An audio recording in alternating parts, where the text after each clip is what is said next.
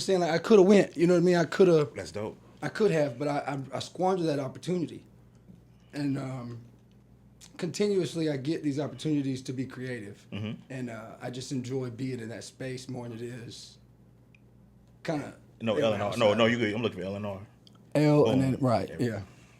So I just kind of live in it. I don't necessarily have much expectations or like I just have fun with it and see where it goes. Free spirit, you say? Yeah. Can you hear yourself? Yeah. There we go. I can hear myself now too. Yeah. Let me see where I got here. Applause. Yeah, catch register. Yeah. How you doing today, sir? Life is good, brother. Man, I see you, man. I see you be doing all sorts of stuff, man. I met you for the first time at Maine's More Than a Masters live podcast. Shout out Maine. Man. Shout out. What I got? I'm going to give him cash because he like doing this little horn. No, but we were just talking about art and like, whether I'm a podcaster or not, I enjoy conversation. Mm-hmm. I don't mind being confrontational. I just don't want to like cause problems. You know what I mean? It's hard to figure out how do I talk to my therapist about it too. Like I don't have the same mind and communication everybody else does. And I continuously find ways to like, I don't say hold people accountable, but I believe in accountability. Absolutely. And when the good old boy system comes into play, or these certain narratives where favoritism is clear, and I don't know, some of this shit I just can't help. But again, I think the artistry comes in being able to say what I want and like having that freedom of I don't have to have a specific style of painting or drawing. I can do what I want, how I want. I can talk how I want. I feel a lot of privilege in that throughout my life, right? But at the same time, not everybody gets to live like me and like learn like I learned. And I'm thrilled to have you on too, being the first journalist. Oh man, clap it up for you, man. Thank you.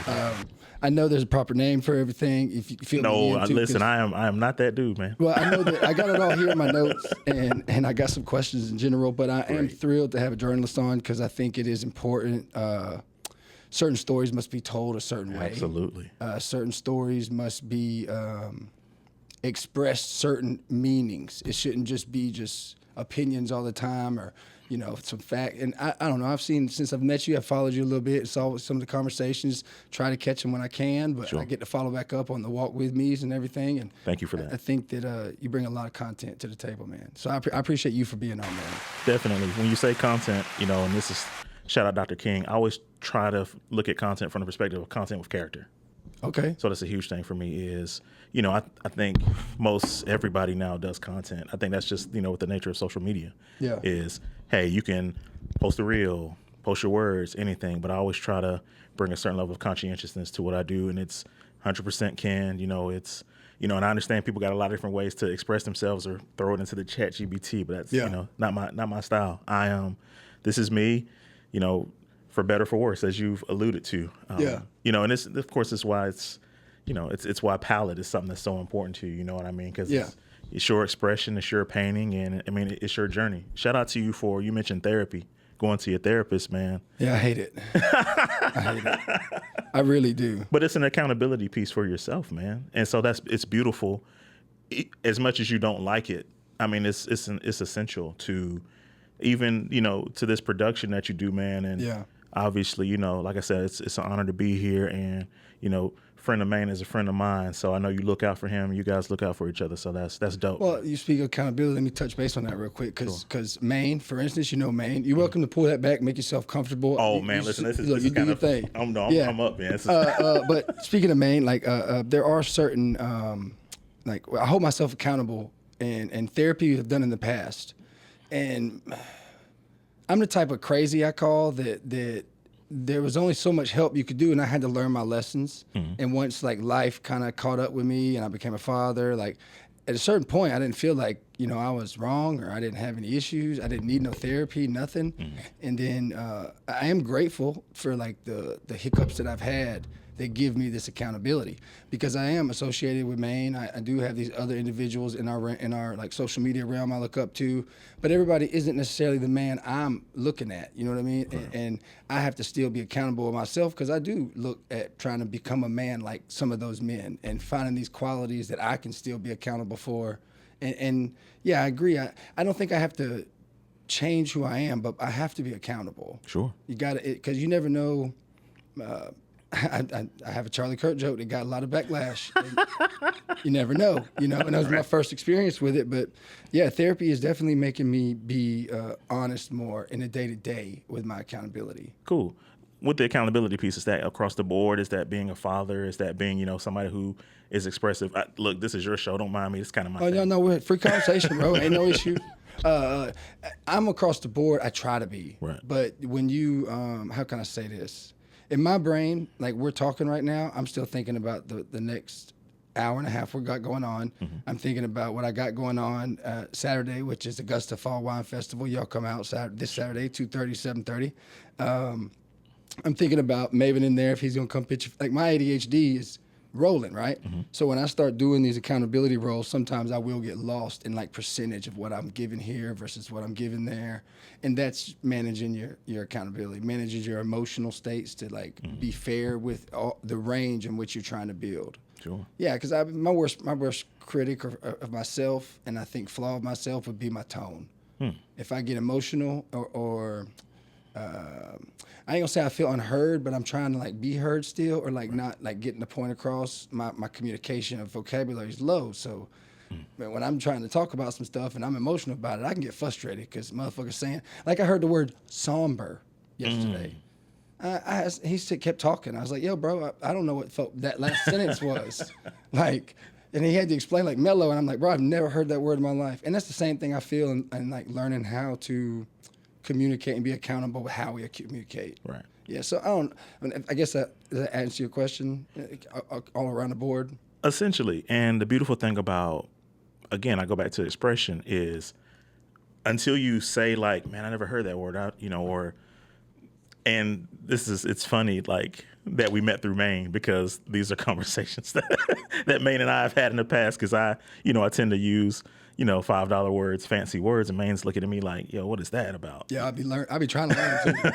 Like, fuck what we talking about. Let's figure out what the word is, sir. What is it?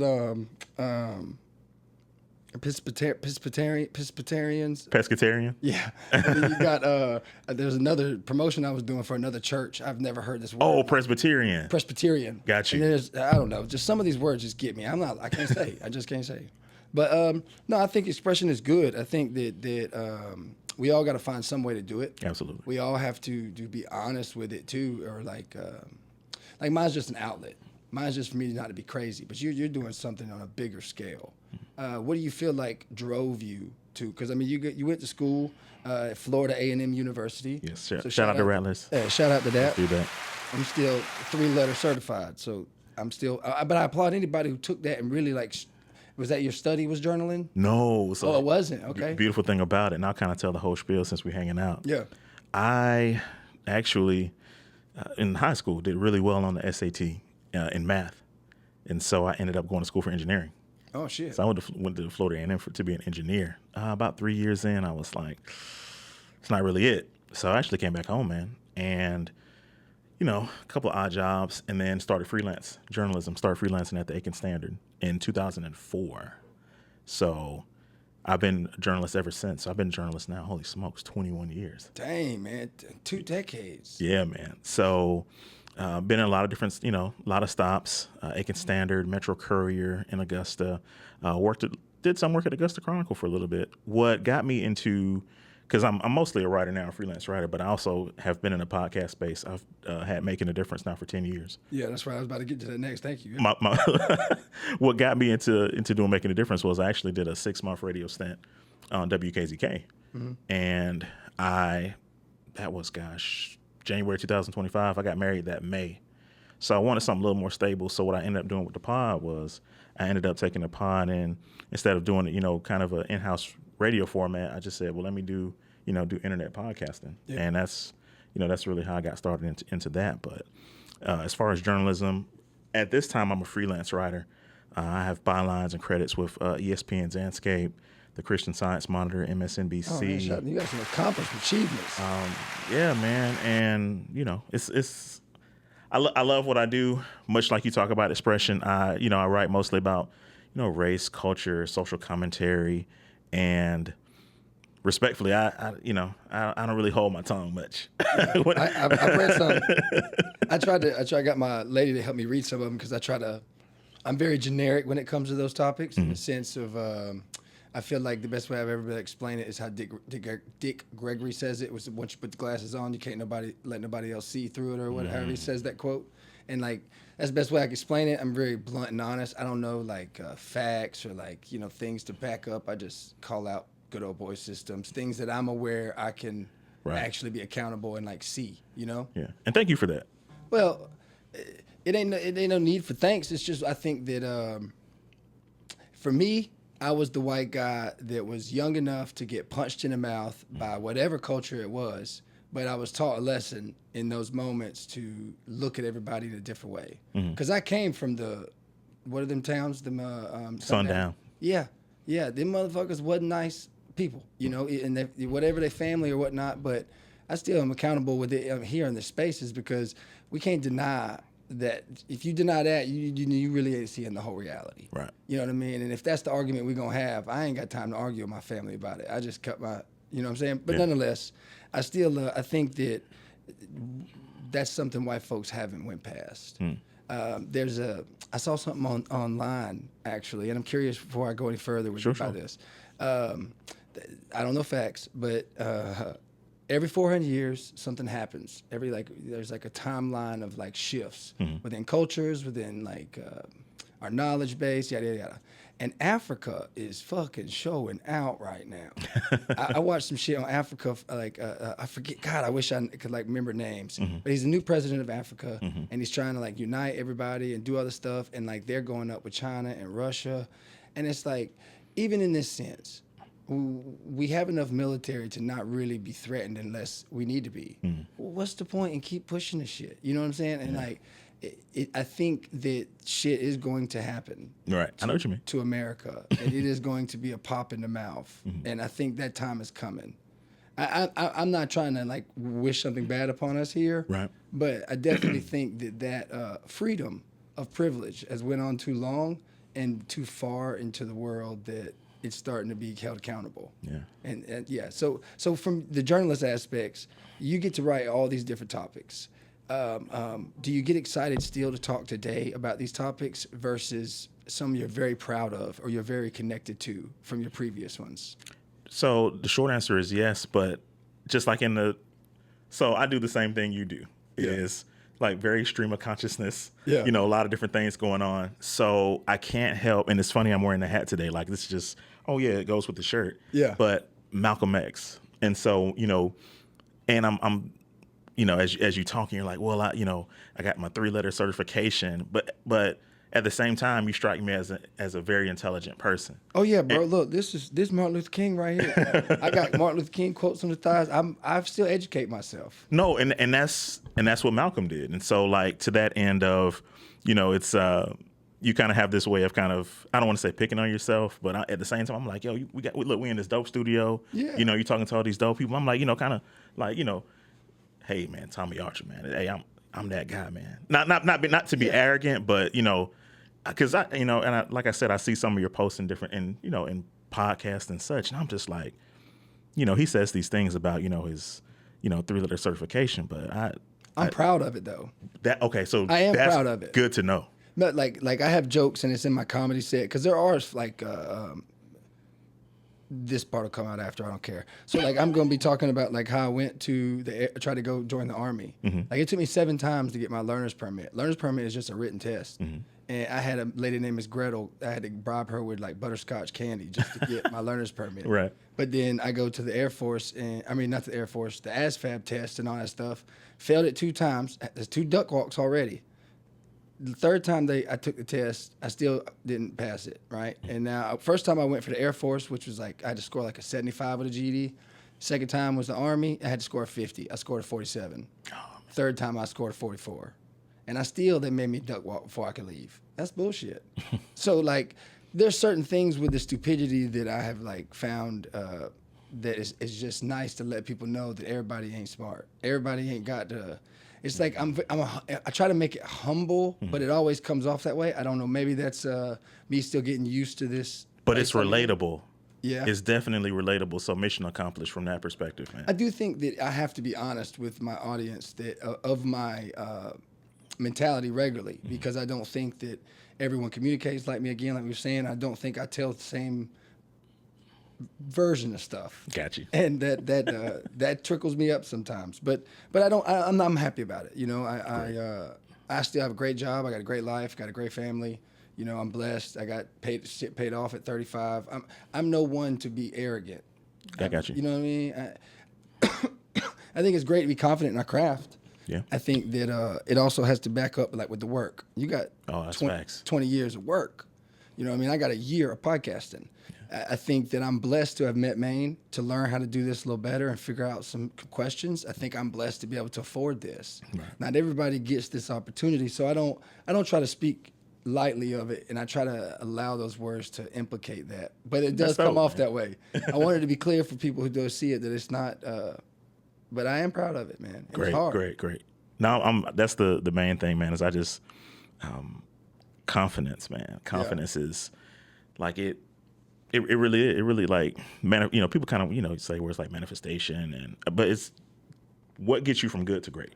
Yeah. And I think for a lot of people, confidence gets you there. You know what I mean? And the words that you speak as affirmations, positivity, like that gets you there. So you know that's why I'm just like I said, I met you twice. You know what I mean? Like in person, and I'm just like, it's a cool guy, man. You know what I mean? He's a loyal person.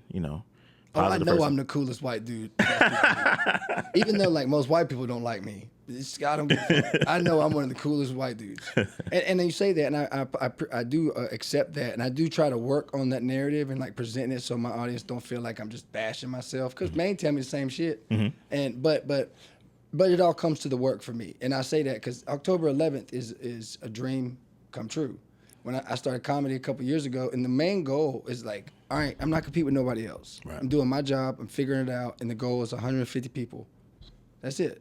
Hopefully it's in a theater. But it's 150 people, and I got to figure it out if it's worth it or not. Then, right? I'm about to do that. That's super And exciting. to me, it gives me confidence. I don't get too cocky though, because cocky ruins me. Cocky lets out the cracker. And like then my vulgar is too much. I'm not professionalism. This podcast lane has like challenged me to be more respectful and more professional. It's a different lane than just what I want to do, because I know for what I want to do, I'm never gonna make any money. I'm just going never. I don't know. But I mean, it's a lane for everything. For sure. I think being creative is the most part of it. Doing and being honest with your viewpoints and your perspective is important. For sure. What? To your question. Oh yeah. The Sorry. gentleman you're talking about, I think, is Traore, Traore. I think so. You're talking about. I forget which country that is. So. Oh, the president. Yeah. When we talk about this country, it's so interesting, and you mentioned kind of like 400 years. I'll start with here, and when you look at even, and I do this thing kind of with timetable sometimes, the Emancipation Proclamation. Man, years are starting, because what I'm actually doing in my mind is Emancipation Proclamation was enacted January 1st, 1863, which freed the slaves. Really didn't, because you would otherwise not have Juneteenth, which was June 19th, 1865. So you have to understand there's this period of time. So from basically the 1600s, and to be clear, like there was slavery before, look, predating the 1600s. But for, in terms of America, you have 1619 to 1863, this period of like intense chattel slavery. And in 1865, you have Juneteenth, which, basically you get into this place of like where the, slaves are being freed except for the 13th Amendment, which is, if you're convicted of a crime, you're basically put in jail, you're a slave again. Yeah. So from 1865 to 1876, 1876 is so interesting, and for us to be in North Augusta having this conversation is so interesting because of the Hamburg Massacre, which happened basically in North Augusta, in Hamburg, which basically set the stage for Jim Crow.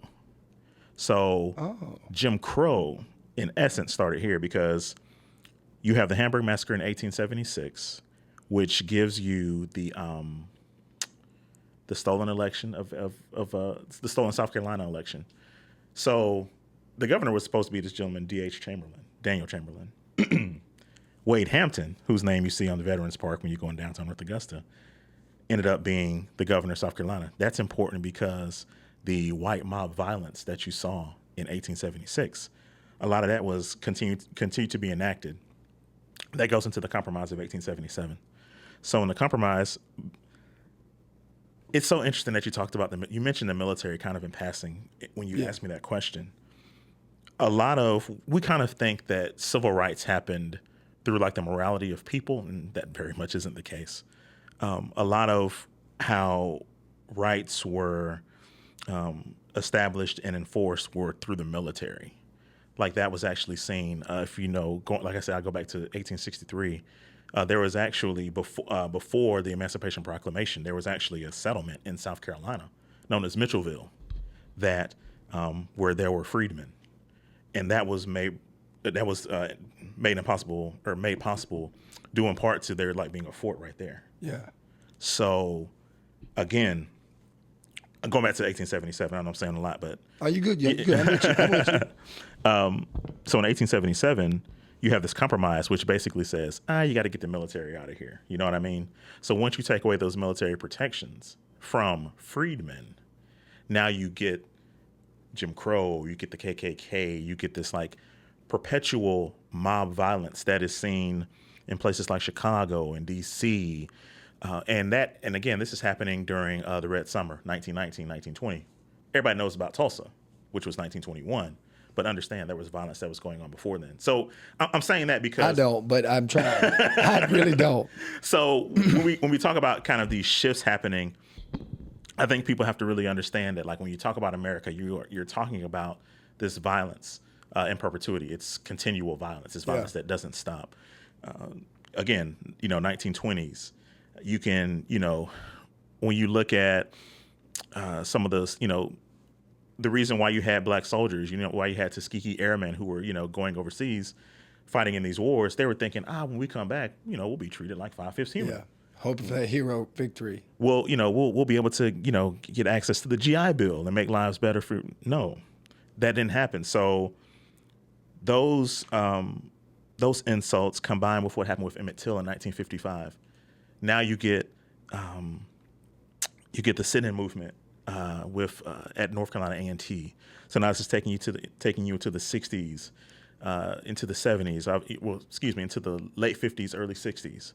So now you're getting into the civil rights movement. You're getting into Dr. King. Of course, you got Malcolm X and his rise. So this is 65, 68. All of these different things are happening.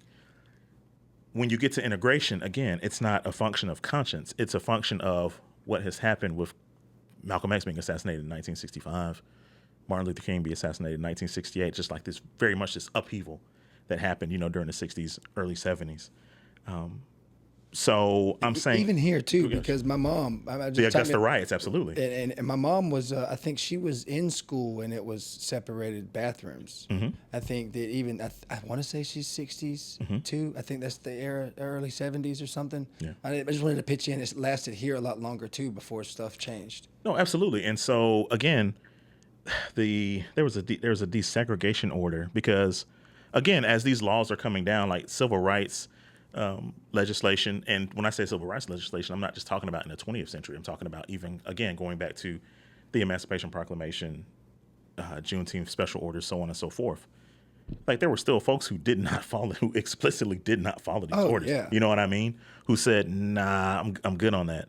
And so again, I understand people saying, hey, there are these cultural shifts that happen maybe every 10 years or every 20 years. And, my response to that is I would just say, like, make yourself aware of what happens throughout history. I think even now, as we're looking at, the conflict, with the Palestinians between, I didn't want to bring that up, but no, I don't mind bringing it up because we're getting into this very interesting place where the current president might end up winning a Nobel Peace Prize, even though he's clearly a warmonger. We see what's going on in Chicago, you know what I mean? Yeah. So I say all of these different things, first of all, to really try to create a timeline of understanding like The violence. American violence. Yeah.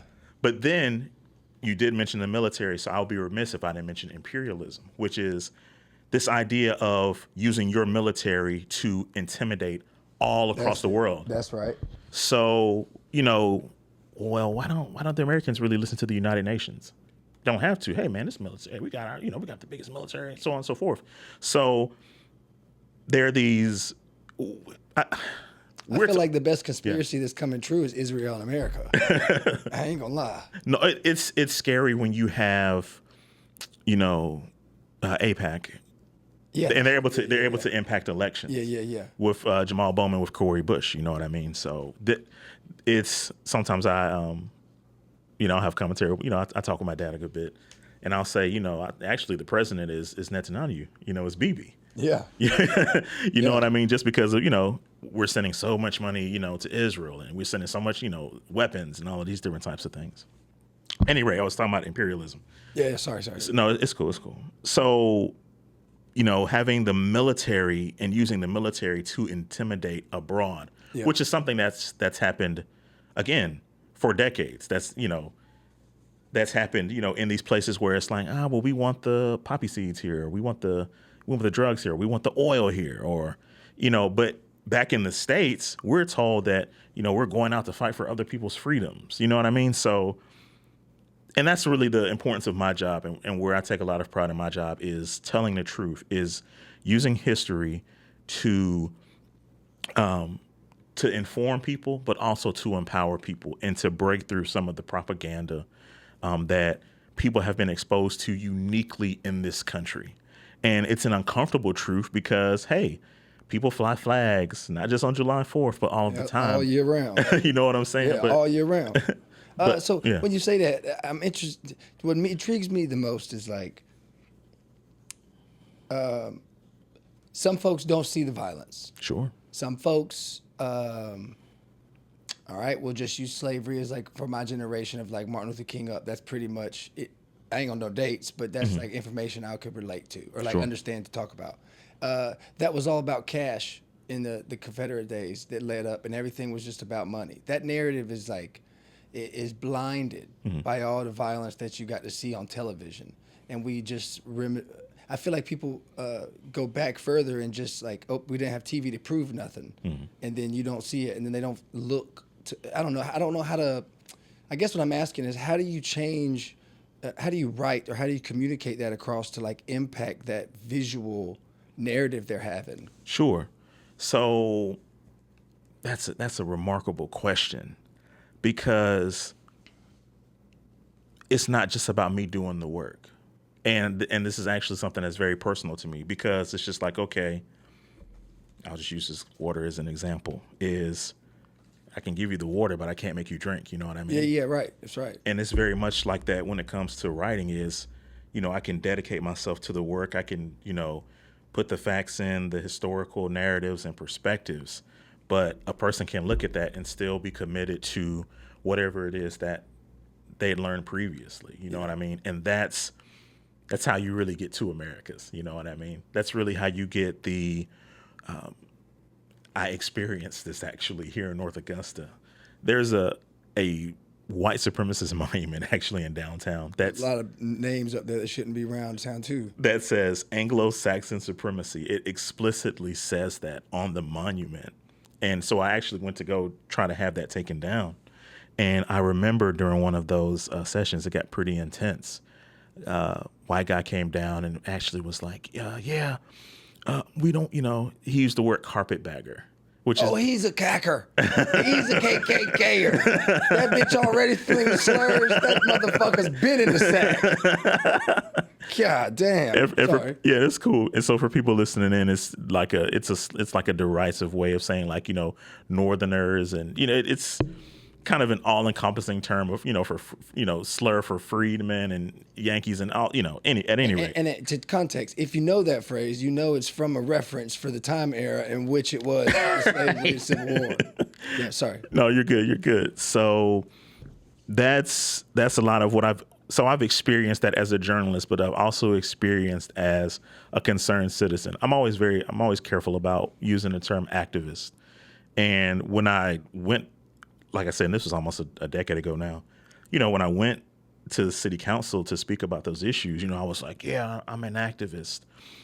For me, like there's a word in there like action. And I think action has to go beyond, like marches or going to city hall. I think there has to be a mechanism where you inform people. I think there has to be a mechanism where you help people to understand like the power that they have, not just the power to vote, in an election, but the power to speak, like speaking truth to power. And I think that's something that most people really don't understand in a political realm.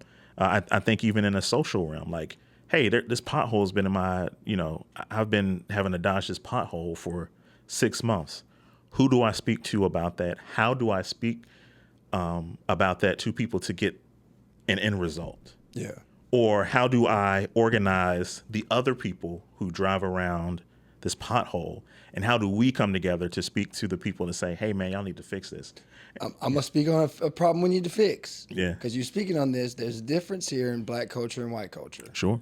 You guys communicate. You guys network. You guys have events. Like I try to explain to my friends at work. It's like, there's like, would you ever been with a black girl? Like, yeah, I would have. It just never fell my way.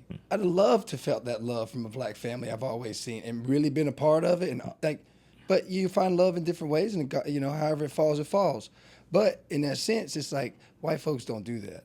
Like I don't think, how do I say it? As a generalism, the CSRA, yeah, you got people with intent.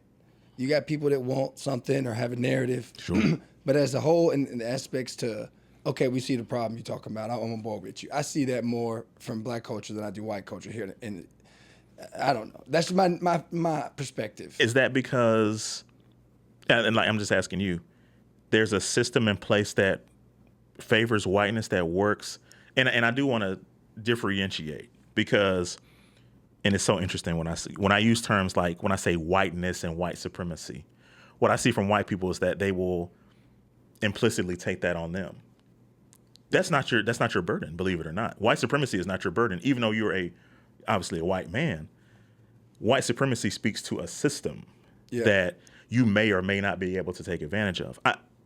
One of the things that's like really missing in conversations about race and social structure is we don't talk nearly enough about class and like wealth class. Yeah.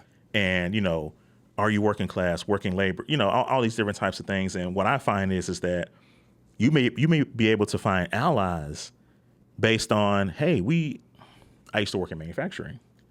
And this is what I used to try to share with my colleagues in manufacturing is like our enemies, like there shouldn't be conflicts based on like the differences we may experience on the floor, whether that's age differences, whether that's racial differences.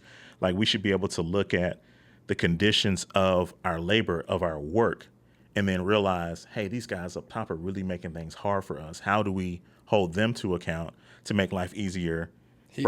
Correct. Yeah, make the job easier. Sure. Right. Yeah.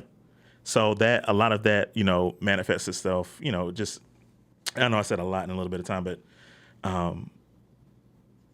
in essence, what ended up happening when I went down to City Hall and wanted to get the monument taken down was I realized that there were much bigger problems than a statue. There were much bigger problems than a monument.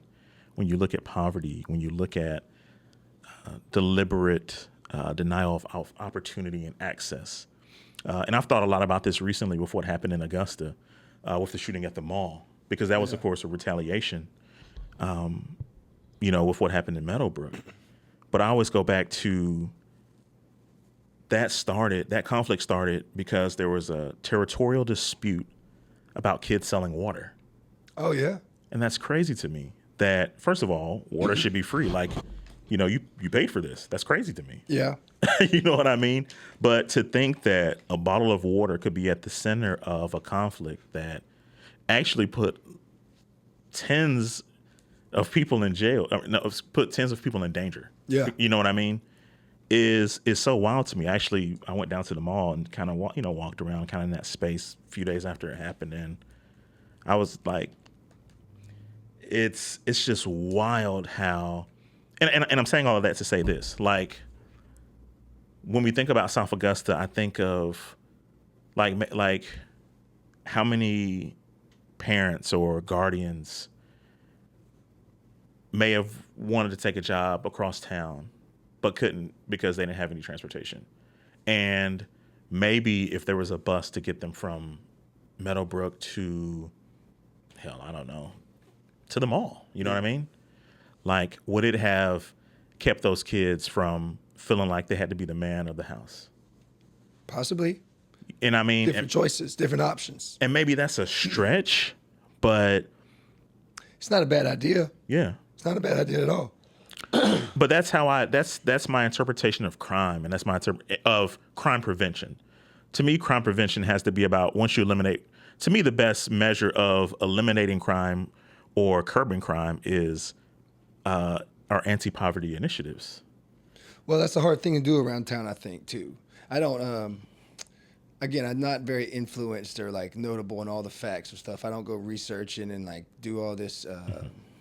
I know journalists do, but I'm speaking general for most people. Sure. Yeah, I do use ChatGPT from time to time, but I know for a fact you can't get no cheap ass nice place no more. Right. Yeah, that's just, and then when it comes to the housing market and you see the constant close to $3 a gallon and you see what milk is, like most people you can add up. It's accumulation, You know what sure. I'm saying? It takes a toll on most people. Yeah. And that in itself can drive tensions, drive frustrations in homes. And Sure. I don't know. That was a tough situation to watch. One of my buddies at work knew one of the boys. So My condolences. I mean, make choices. Yeah. And that's the only thing I can say about it, and I hate that they had to happen, and that happened here in Augusta. Right. I didn't know it was about water, though. That makes it even a little more. Yeah. Disconcerting. Sure. Yeah. Dang. I did the thing, man. Disconcerting. I did the words. Yeah. I wouldn't know. I think I knew what concerning was. I just put this. Like, I think I know. But no, I do like that you are touching on subjects, because there are like the Hamburg, and that's New Ellington now. Is that? No. So Hamburg is when you drive across the bridge. What bridge is that? Is that 13th Street? I forget. Going into Augusta, the golf course, that was Hamburg. Oh yeah. So yeah. Okay. So yeah. And you can imagine. I work. Oh wow! Shut the front door. Well, Say less. I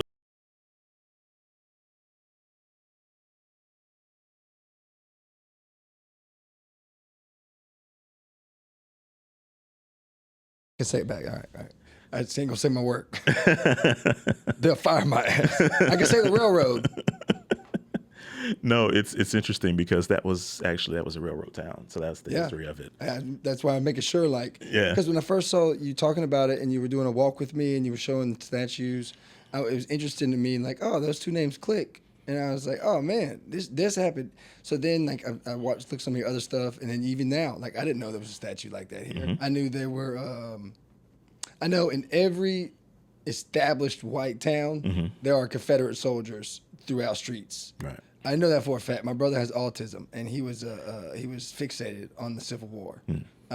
He's one of the guys that will do it's about money. So, nonetheless, I don't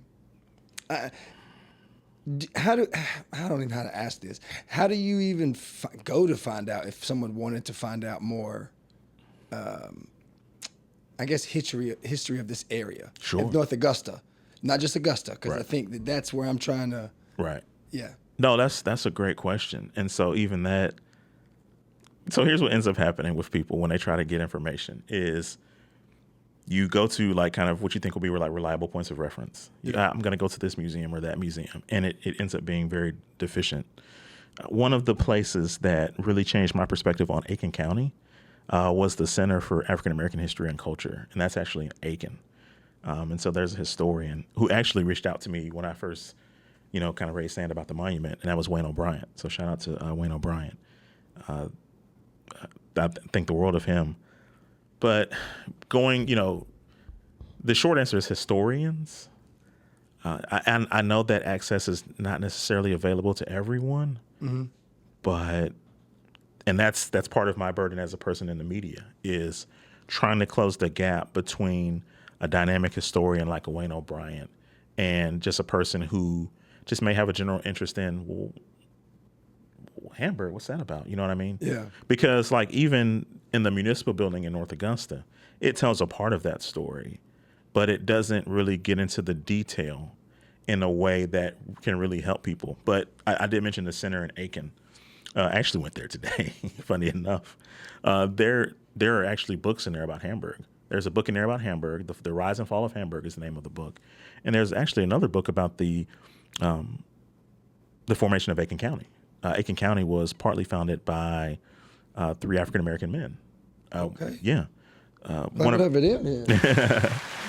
them being Prince Rivers. And so, I get it. I understand most people get their information from social media. I understand most folks will put it in Google. And, and I think that it can kind of give you like maybe a surface level understanding. Right. But if you really want to dig in, like you got to get into books. You got to, kind of, I'm always careful when I say this, like do your research. But I would say people definitely, you got to go beyond the phone. You got to read more. No, I don't recall. What was that? The race theory. What is that again? Critical race theory. What is that again? Can you elaborate on that? Sure. So the critical race theory was this idea that was founded by Derek Bell, and I want to talk about it in terms of how people generally kind of engage it, which is unfortunate because you hear about it from like the radical left and critical race theory, and it's destroying our schools. I've never really got to I really don't understand still. That's why I want to ask. Right. And I want to be very, very careful. I don't want to misquote it. But basically, critical race theory is the way that race impacts everyday life. So it's one of these things where I want to say I'm trying to think of kind of a layman's like kind of entryway into it. Like, I think there's a general understanding that racism is baked into everything. Mm-hmm. It's, like, so in the hiring process. So how come white people get hired at this job more frequently than black people? Like, what's baked into this process? Why is it that at traffic stops, black men are killed at a higher rate than any other race or gender? Like, critical race theory, really gets into kind of the nature of like, and again, that's kind of an entry level understanding of critical race theory.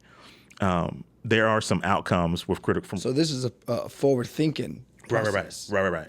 Okay. So, and of course, there are outcomes that through critical race theory that say, I don't know if America's ever going to get this race thing right. Oh, I might be on that.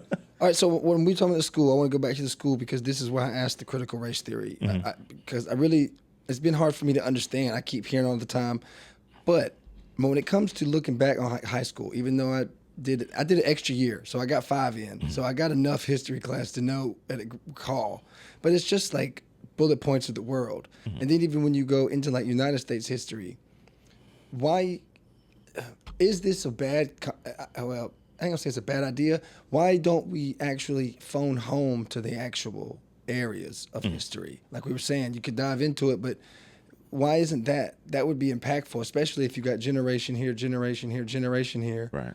Knowing, hey, oh shit, my family really was a part of that in textbooks or in like a local informative education. Mm-hmm. I think that's impactful to kids to know.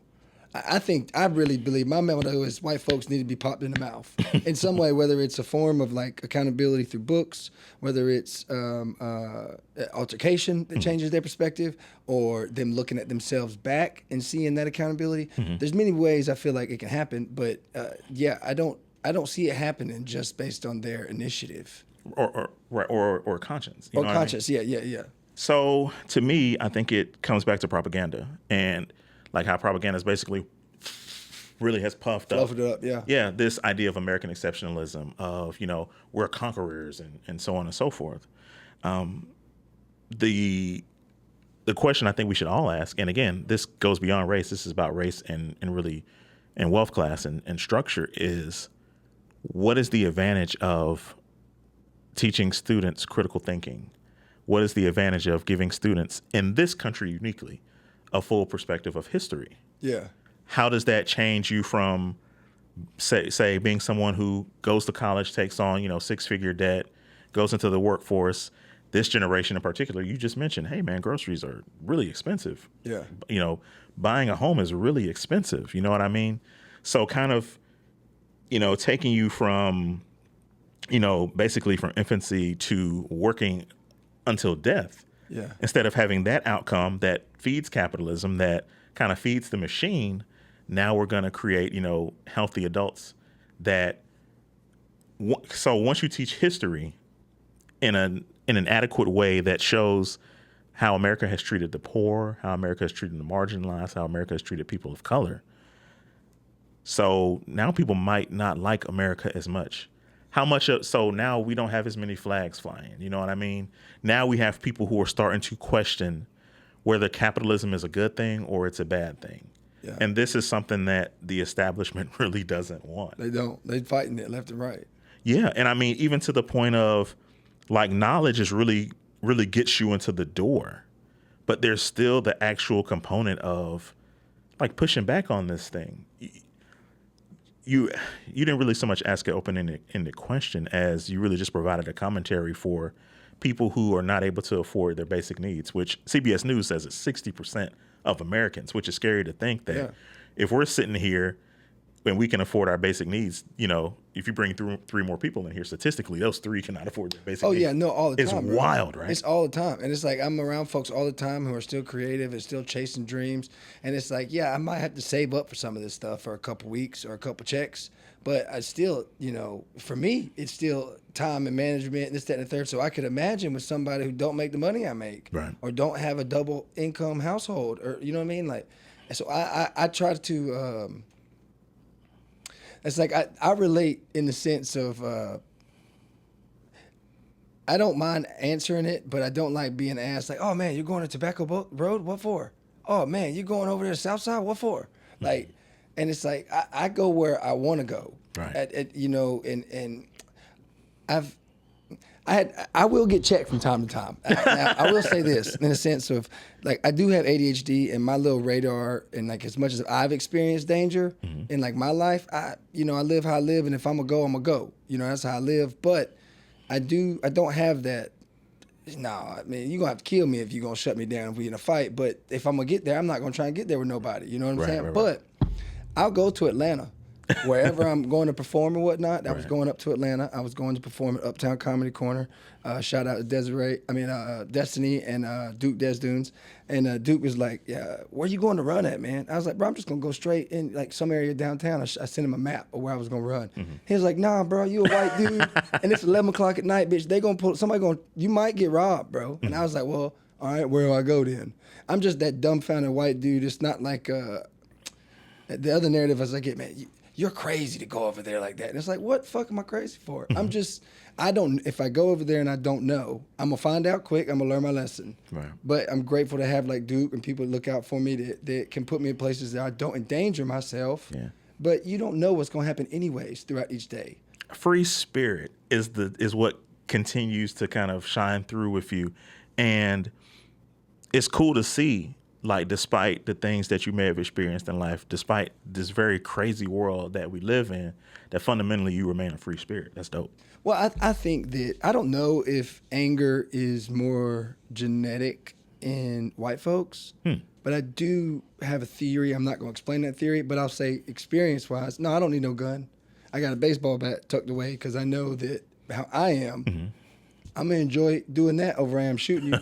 And, like, I'm not going to say I'm going to every time, but I know I have this.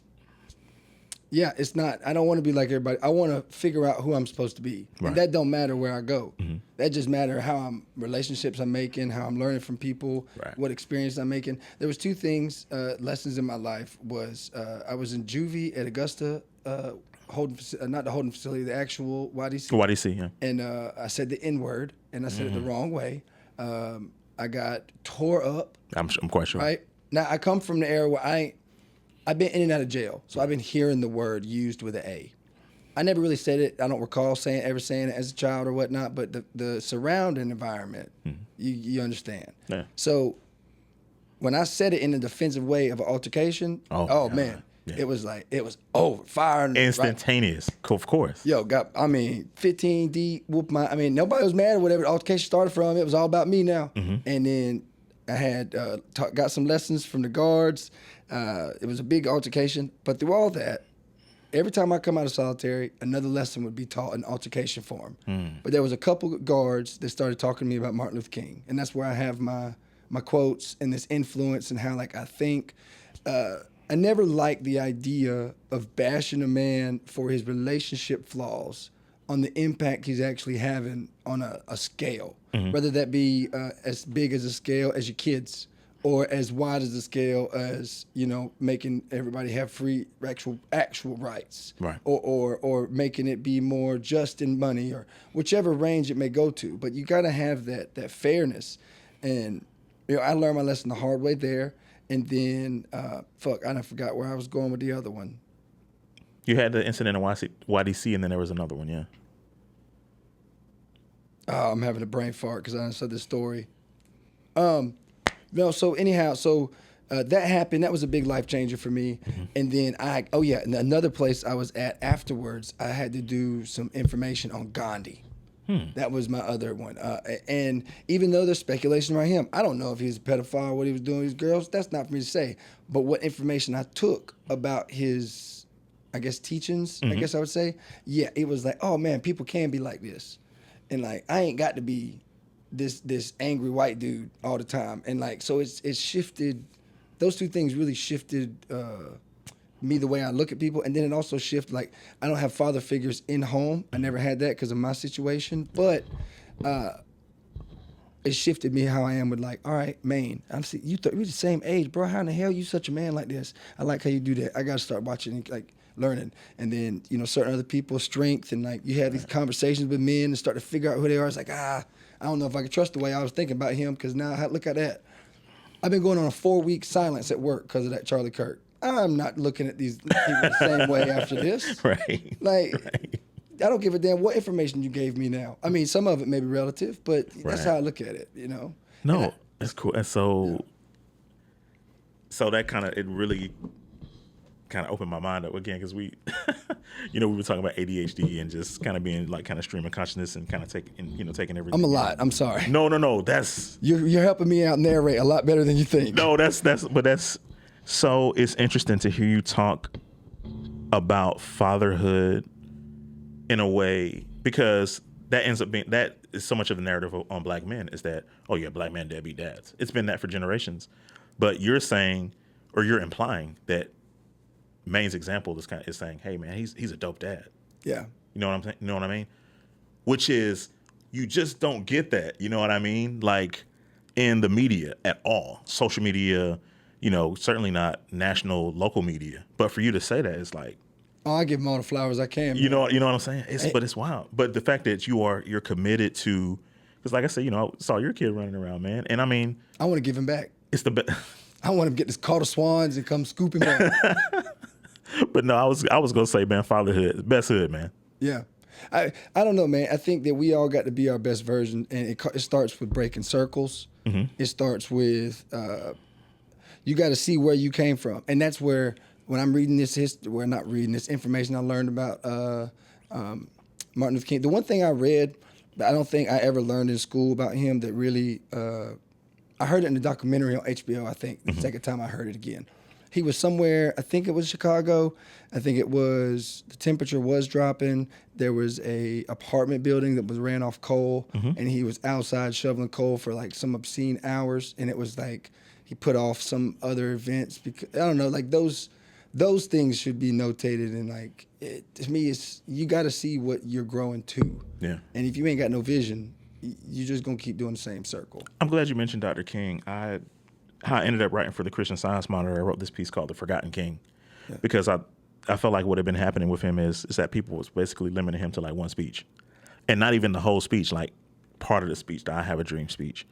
Now, understanding that he became very anti-capitalist. He was anti-Vietnam, so he was anti-war.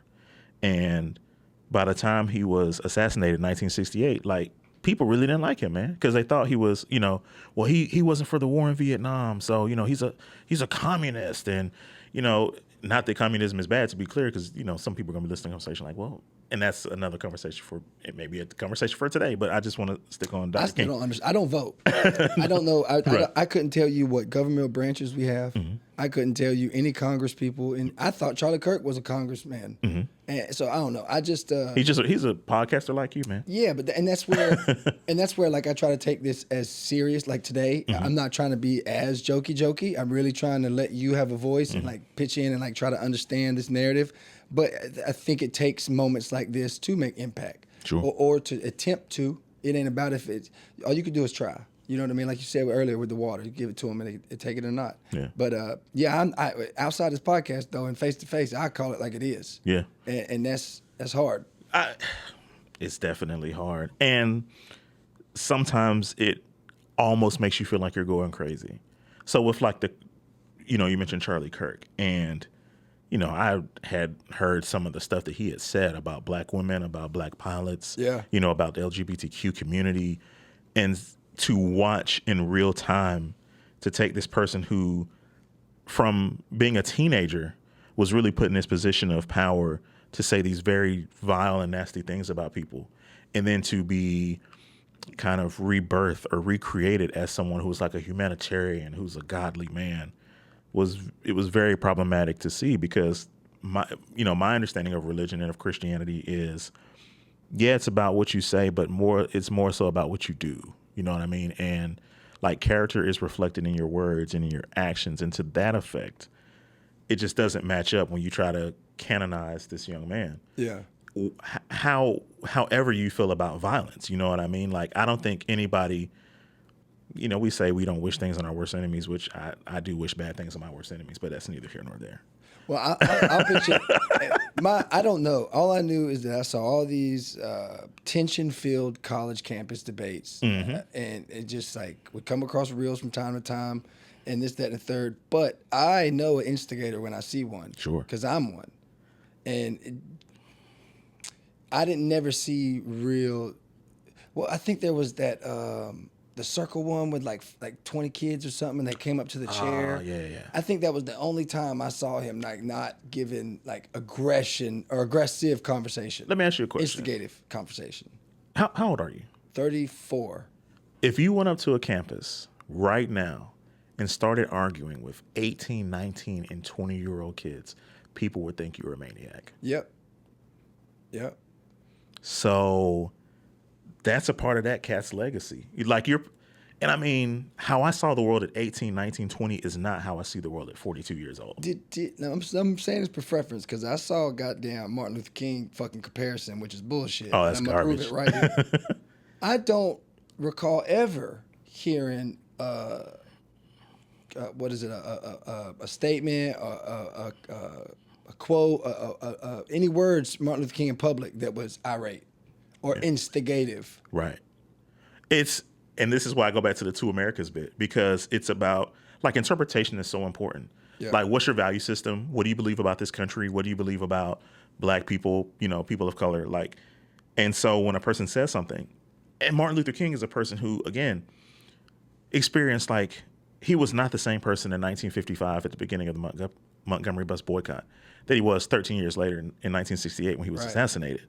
Like, you had the assassination of Malcolm X deeply changed. Yeah, I heard somewhere, I was going to say earlier, didn't like he start taking some of Malcolm X's views or like changing towards that narrative? I try to tell people, like, it's very important to, here's the cool similarity about, I'll say it this way.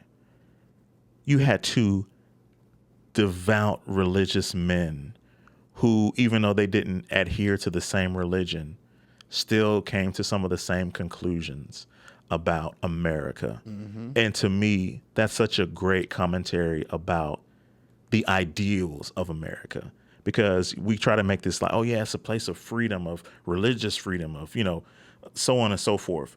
Like, there are very few people who embody that more than when you look at the combined legacies of Martin and Malcolm.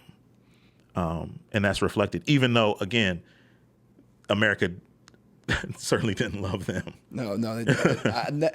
That's one thing I've always criticized. Like, I have my views towards Christianity. I I personally am a Muslim in my beliefs and how I feel, but at the same time, I've never. Just because I got there doesn't excuse the fact that I've always been against religion in the sense because of the narrative's always been Christian, Christian, Christian, Christian, Christian. There hasn't been that freedom of religion in the sites where I've been seen. Yeah. And like, I don't know. It just, like, I don't know. As long as you pay your taxes and you abide by the laws, you should be okay. But it ain't always that way. And that's the hard part to make people see. Religious freedom is an interesting idea, and I had actually said this yesterday. I talked about the black church and I talked about white supremacy. And, basically what I said was that it's the black church. Is it afraid or complicit with white supremacy? And I basically said that through the perspective of Christianity from the perspective of witness, because Christianity is supposed to be about being a godly example. Yep. Like, where do you get a godly example from? Again, this well predates Charlie Kirk. Yeah.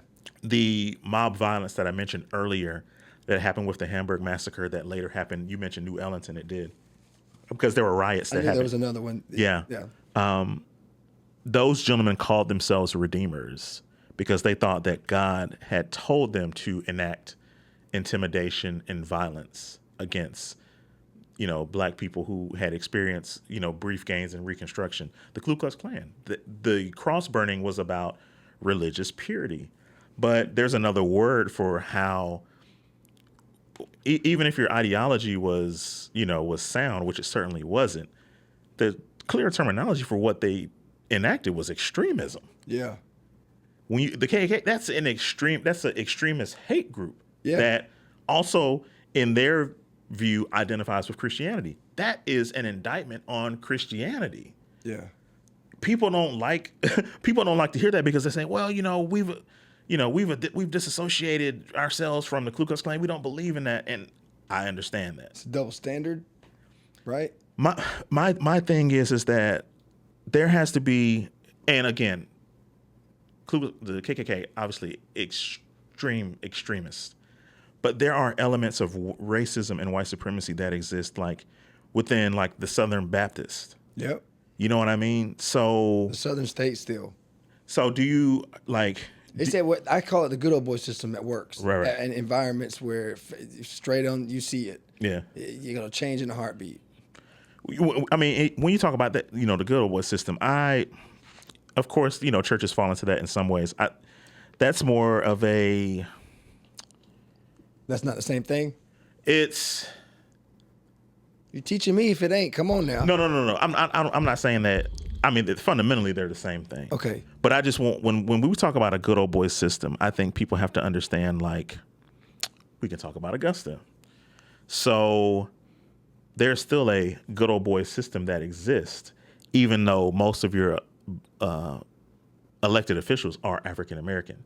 How does a good old boy system still exist in a world where you still have mostly black officials, or in a city where you have mostly black officials? And that's why I think people have to understand the difference between representation and actual power. So is the good old boy system upheld by money? Is it upheld by tradition? Is it upheld by racist views? Yes, it's upheld by all of those things. You know what I mean? So those things are so. And again, I'm saying I'm kind of presenting black versus white, but it's very much, again, there are racial conflicts, but there are also class conflicts. You probably can't, get out on the course at Augusta National on Sunday, much like I can't get out on the course. I ain't trying. You know what I mean? But I'm just saying, like, for an example, there are conflicts here that, we really don't get to the heart to. But this, that's just a lot of different ideas. Well, I look at it. I know the good old boy system goes further than just people's jobs, but I do like to use that example because that's how I see, or that's how I detect. That's my radar of like. If I were to know more about the system of Augusta and like feel those. I got something for you, Tom. Okay, go. All right. So seems like to me, if you had a monument like you do in North Augusta in Calhoun Park, you have there are two churches right there. Seems like to me, I would not want my church to be next to a white supremacist monument. Like I would not want my church to be next to the Wade Hampton Veterans Park. I would not want my church to be next to John C. Calhoun Park. John C. Calhoun, who said slavery was a positive good. What's the statue dude's name? The statue is the Meriwether Monument. Mayweather? Meriwether, yeah. Mary? Yeah. Meriwether Monument, yeah. So in Augusta, like across from, I don't know if the Augusta Chronicle's still in there or not, but for a long time, the Augusta Chronicle was across. There's this monument downtown on Broad Street. What does it say? No nation rose so white as so fair. That's in downtown Augusta. You know what I mean? Yeah. Like these Confederate supremacist monuments. Like to me, if I have a publication that's the oldest newspaper in the South, like why is this very racist monument sitting in front of your establishment? Unless you understand what I'm saying? Like unless you. If you don't explicitly believe in those ideas, you are tolerant of them, and that is still very problematic. That's one that I understand, but I also see the white side. I like saying it like that too. Mm-hmm. But like, I don't know. I do see where there is a need for the history. I don't think that it is. I do agree that putting it in people's faces is uncalled for. So you would want to see it in a museum? No, I think that my narrative earlier is how I'd want it. Mm-hmm. I think that like the best way, all right, like for my kids, for instance, they'll go with me at certain ages wherever I go in certain times, and I can show, Mm-hmm. I can point out and like hopefully try to guide. And then like now, like my daughter, she picks up on a lot more, Mm-hmm. and now it's like I can't promise you gonna see it my way, but I need you to at least have an open eye. You know what I mean? Mm-hmm. And I think that information early, some kind of way of where we live, is a real big impact. And I think that would change a lot of narratives on like why we shouldn't. Mm-hmm. I mean, why this needs to be gone, or we shouldn't have these type of things in our face. There are people who agree with you. My issue is. I agree. It shouldn't be in our face and should be taken down. Let me be clear. No. I'm just trying to play devil's advocate with the whites. No, and I understand. And my response to that would be, if you're gonna have it out here, then let's not play the rosy narratives about how this is. To me, if your city is progressive, if your city is anti-racist, then no, there's no place for that. And you're in the public square. That's for the response to the devil's advocate. Yeah, right. Yeah.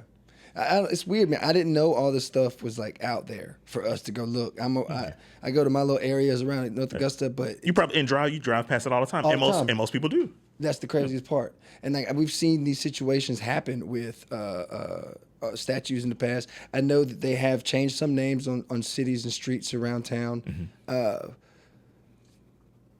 All right, as someone who's objective, a journalist, and thought process here, how would you see a overall objective goal, like not a Martin Luther King dream, but just like, figuring it out together or separate, or like what's that narrative in like the vision? What do you think? Great question. I think a lot of that starts with like a city budget. So North Augusta city budget, Augusta city budget. I look at how much money. So there's a kind of an understanding, like almost a social contract. Mm-hmm. You pay taxes, I pay taxes. Right. The idea of paying taxes is to pay into something that redistributes wealth and opportunity to everyone. That is the social contract. Of course, that is not what happens. Yeah. Our taxpayer dollars are spent on a host of things that are not directly advantageous to people. I am a huge critic when it comes to how much of taxpayer expenditures go to police budgets, because I don't believe that police serve and protect everyday people. I believe that police primarily serve wealth and privilege. A quota for sure. If somebody stole these mics and ran out and you filed a police report, they'd get here. Let's raise the stakes a little bit. Somebody kicked in the door. I got the cops called here the other day. Right. I'm not gonna say why, but they was here quick. Yeah. I mean, I would say at least 5 minutes. To be fair, the location. Yeah, I got 5 cops right here. Right. I don't know if any of them was the ones that came, but I know it took over 3 minutes, maybe 5 at most. There are people who call the cops and it's 15, 20 minutes before they see somebody. And I get it, substations, locations, different things like that. I'm saying all of that to say this. Tommy, if you and I get into a fight right now, and whatever happens, right? Something bad happens, and I'm gonna lose. It looks like. so look, somebody's got a mess to clean up, and the other one's going to jail. But I'm saying all that to say this: like, the police cannot curb that incident. Like that, what happened at the mall? Yeah, that was an it was not a systemic. It was not. Well, I'll put it this way: it ended up being an individual conflict. Like, there's no way for police to be able to explicitly solve that. There's more that can be done with taxpayer dollars than just throwing it into police cars and so on and so forth. There are anti-poverty measures. I go back to transportation. I go back to like having more social workers. I go back to you mentioned doing a stint at YDC, and I'm in my mind. What goes through my mind is like, what governmental or social functions could have been set up to intervene in your life before you end up going. I already got them all for then. Mm-hmm. Well, I mean, I already had those. Yeah. So like, I don't think I will say this: there weren't many black folks at the other places I went to that were those intermission places before they put me in Augusta. Yeah. There was one. It's put up. I got one of my pictures I paint is for Travis Parker. Travis Parker was a little boy who got killed at one of these places, and those places were beneficial, but at the same time, I don't feel like they were. It wasn't narrated. It was for class or for people that went and like tried to figure out, like really. We got 6. My mama had 6 boys, so they was willing to help my mama. We was low class, but still, you had this rebellious, angry white kid that was. They gave me. I went to 2 boot camps. Hardest I did in between there was like the holding facility in Gainesville before you go in and out of court, and then I went. Gainesville, Georgia, or Gainesville, Florida? Georgia. Okay. Yeah, by Athens. No, hell no, I ain't never been to Florida like that. No, I wish. But the other place I went to a mental behavioral program in Makin, and it was an old hospital. And now that place, I was the minority. And that was a different outlook too. Like I look back on it now and think about it, but in there, it didn't hit me till I got to Augusta of like actually shifting how I think. Yeah. Or like how I view, like seeing there's a different, it's not no different. It's way different than what the fuck I thought it was, or like looking at the world. But that mental place was all in 9 months. We was inside. How many of those places where you went to as a kid and as a teenager, do you feel like you were engaged in good faith, or engaged in a way where you didn't feel like a criminal? At times, the place, outdoor therapeutic program in Cleveland, Georgia, where Travis died. But I don't know. I talk to my therapist about it all the time. I deal with that narrative of angry, aggressor. I've always been an outburster, and I try to explain it to my family. To me, it makes me feel crazy. But when I'm around black folks, there's no issue. I'm able to be myself. I'm able to feel this different type of love. Like I got certain personal friends that I don't think I would ever be able to find that in another white person. I'm not saying that it's different. Like I got mad love for my woman in there, but it's different.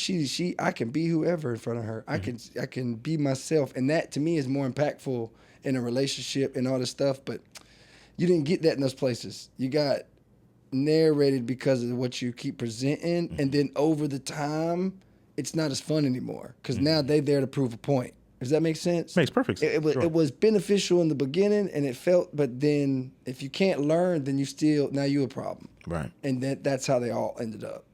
I wasn't a great kid. I was not. I was bad, but I don't make that an excuse. I think that. I think a lot of people have it worse. I think kids are a product of their environment. Agreed. And I want to say too, while you're saying that product environment, you didn't touch on it. I look at that narrative when I get asked, Oh, you're going to Tobacco Road. Oh, you're going to Meadowbrook. Oh, you're going to Butler's Manor or wherever it is I'm going. I'm just using those examples, but that to me shows poverty difference and race cultural difference where it separates from Evans. And when you do go over there, if you do go over there, you see the difference. You see the lack of impact that hasn't happened in a while. You see the lack of is it not industrial growth, or maybe that's exactly it. Industrial growth. The residential places there's a lot more run down, and it's like you can't just blame that on the community or the people that live there. A lot more impact. I noticed that more than anything, and I think in most places I've traveled, you see that, and it just baffles me so much. The more I have these conversations that it doesn't widen more people's lenses. I'll tell you what's missing, and this really came out, I think, in with what happened at the mall. I think there's a decided lack of empathy. Oh yeah, and most people experience it, and it's maybe that's because I'm gonna talk about solidarity here too. Empathy shouldn't kick in for you when something bad happens to you. Oh, now I get it, because I'll give you an example. There was a guy who used to be on the city council in North Augusta, and he was like a COVID denier, right? Oh man, there's no such thing. It's just a cold, blah, blah, blah. Would not enact any, people don't need masks. Then he got COVID. And all of a sudden now he's like, oh, I understand it now. So you had to get COVID to understand, like, yeah, this is a real issue. Like, that's not empathy. That's not solidarity. And to me, that you should have stepped down from council. You know what I mean? Because if you're a government official, or if you're an elected official, if you're somebody who says you're a leader in a community, like, you got to do that with empathy. You have to lead into that job with empathy. And I think some of what you're talking about, the lack of industrial growth, the lack of opportunities for people, I think happens because of the lack of governmental empathy. And so where you end up very much getting a conflict is people talk about governmental responsibility versus personal responsibility. And the obvious difference is that, again, we're taxpayers. Yeah. We take our money, all of us take our money, and we put it into the government. So there are some things I can do within the realm of personal responsibility. I'm not going to be able to do it necessarily on this, or on average, from person to person to person. We're not going to be able to do individually what we have invested and have mandated through government to be able to do.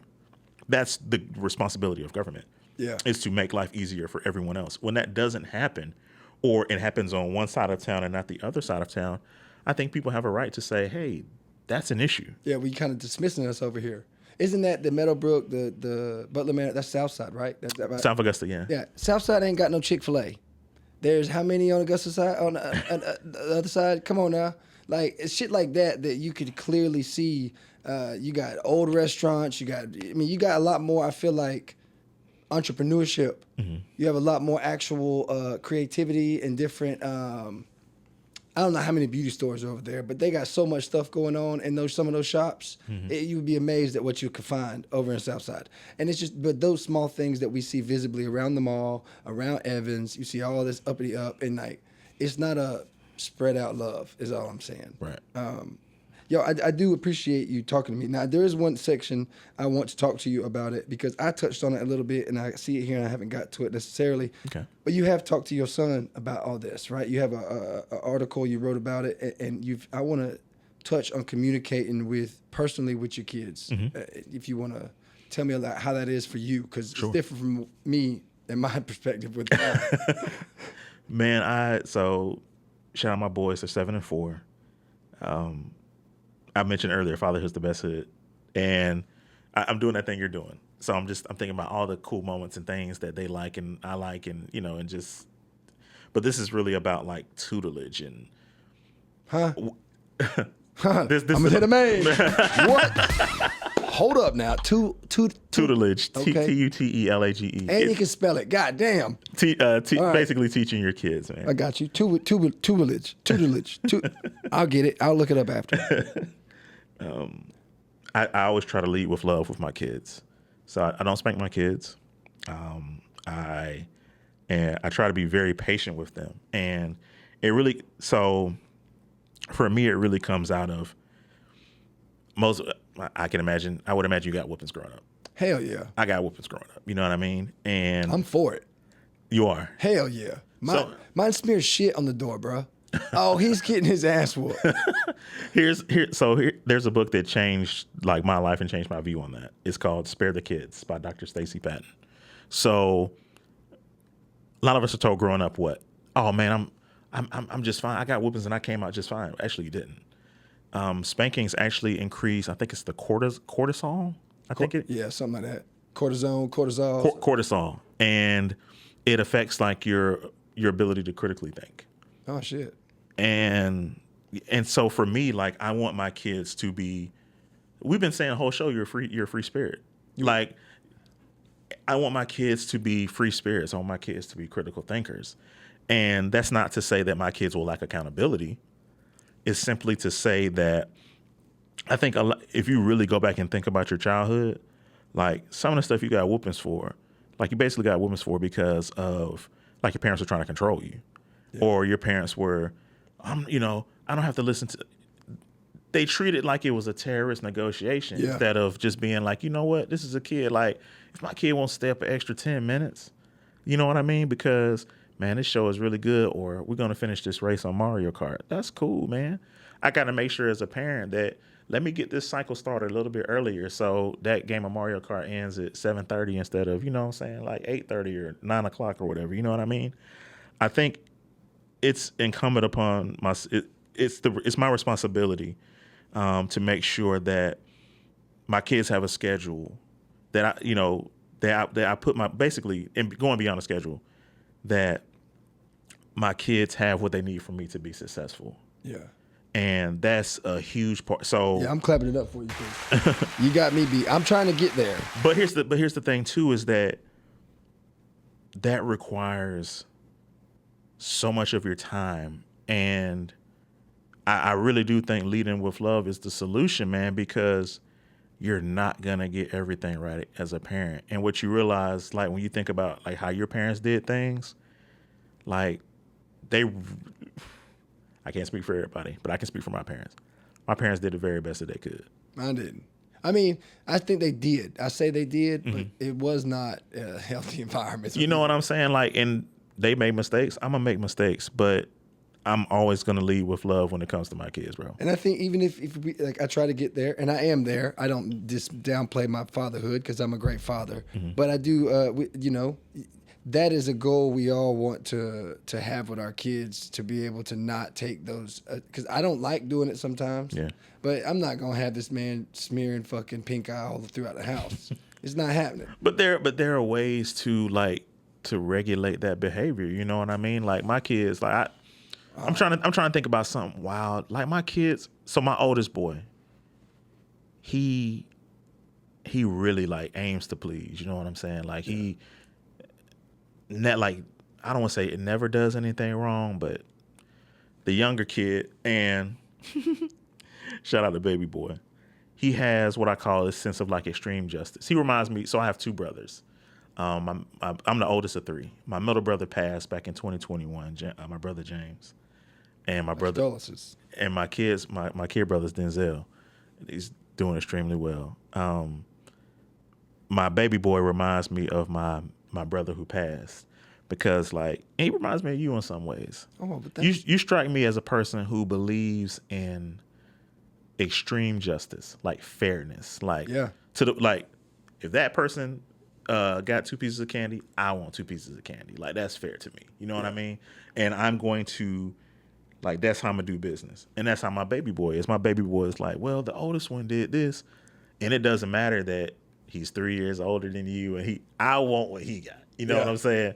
So those end up being negotiations, because now I have to explain to a 4-year-old, hey man, we can do it this way, or you may have to get this tomorrow. You know what I'm saying? Yeah. And most parents are not going through that with a 4-year-old.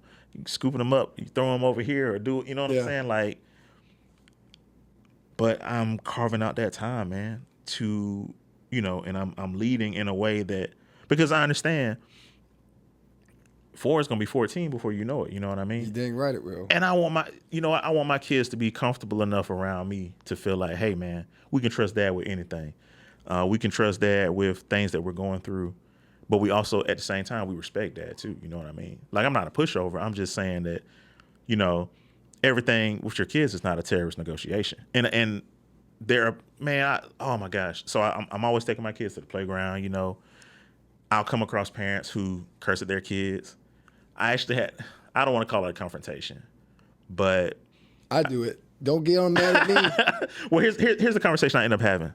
So, you know, the parent was like, you know, MF this and so I was like, that's too far.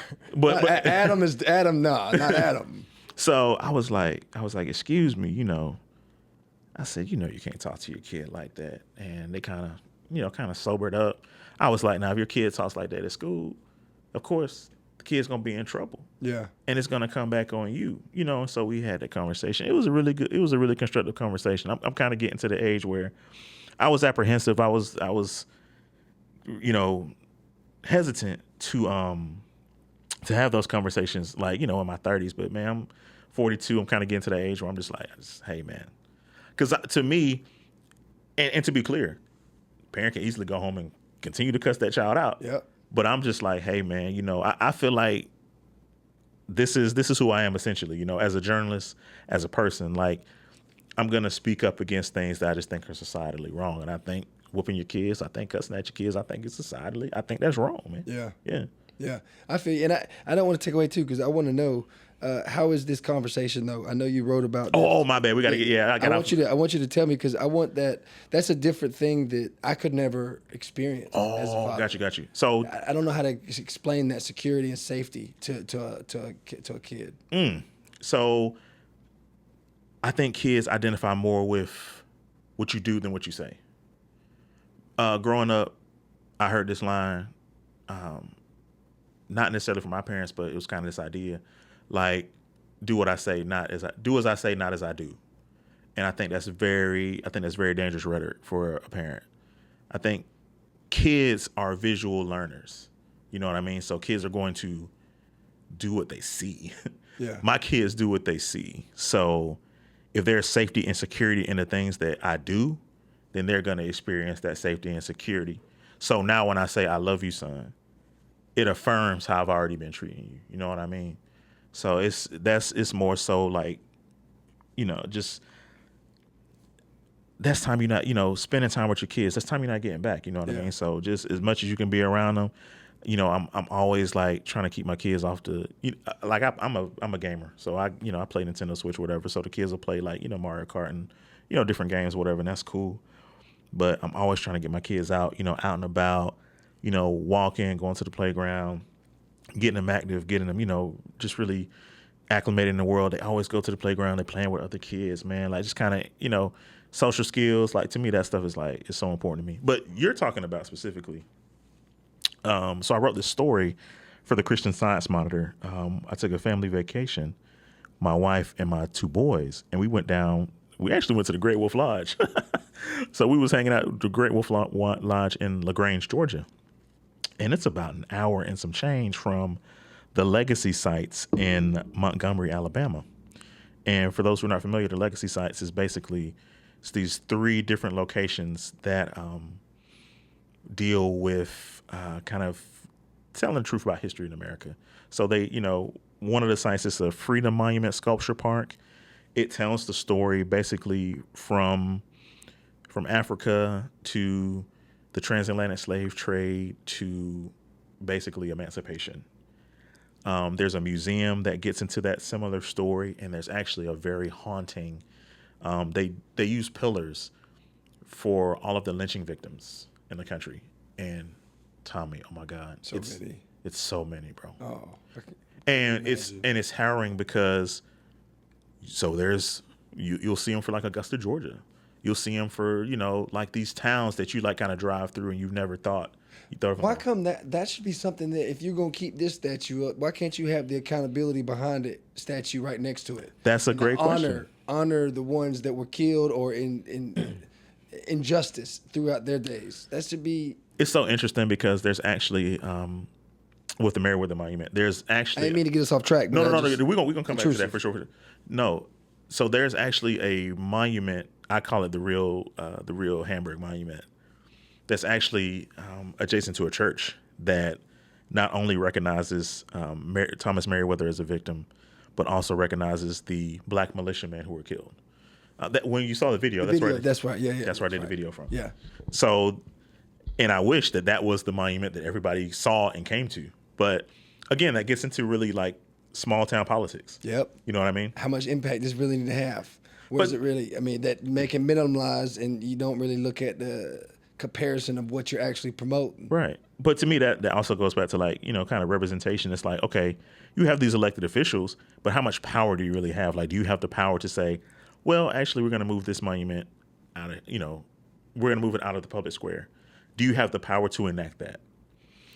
Do you have the conviction to enact that? Because you got to understand that you're gonna have some conflict when you do that. You know what I mean? So do you have the courage to endure that? You know what I mean? But going back to the site, so I went, and when we were at the Freedom Monument Sculpture Park, my son saw one of the bronze statues that had, I think, a chain on the arm, chain on the neck. I think chain on the neck. And so, of course, with it being like a bronze statue, like he rightfully interpreted as being like African. So he was like, you know, why did a black person have chains on? And so I had to explain, like, you know, like slavery and what that was about. But, and what I always explain to people is that it is culturally irresponsible to tell your black children or your African children about slavery without telling them about emancipation and without telling them about like the richness of African cultures. And I think that's a problem that we have again in America when we tell like kind of the stories of black people in America. Like they pretty much, you go from slavery, civil rights movement to right now. Yep. Without telling, you know, because that's a very I think there's like 10, 15 huge cities in Africa. I was looking up on them because there was a point somebody made on a conversation about that President General guy, and he was saying that America only presents the jungle, the animals, and the safaris. You never get to see the actual growth of the African culture. I think there's a general understanding that people should have of Africa. Like there's a reason why it's called the motherland. When you look at, you know, so much of the resources that go out throughout the world. So when you look at like China gets so many, you know, resources from Africa. Obviously this country gets so many resources. Like it's literally like mined down to nothing. You know what I mean? Like for its resources. So understand like there's great richness in Africa, not just in terms of its actual like earthly resources, but in terms of just like culture, life.